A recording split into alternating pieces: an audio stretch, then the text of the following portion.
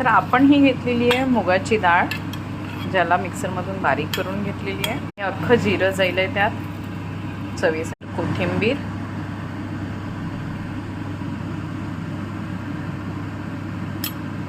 तिखट आपल्या आवडीनुसार,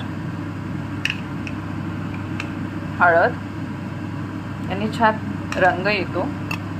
त्यानंतर मीठ अगदी चवीनुसार घालायचं आहे. आणि आता आपण याला मिक्स करून घेऊया.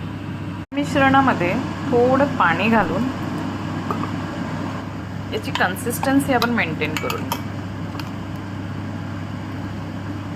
या कन्सिस्टन्सीचं मिश्रण आपल्याला हवं.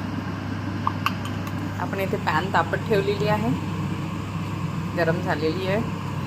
नॉनस्टिक पॅन आहे, त्यामुळे आपण डायरेक्ट इथे वरून थोडं तेल घालावं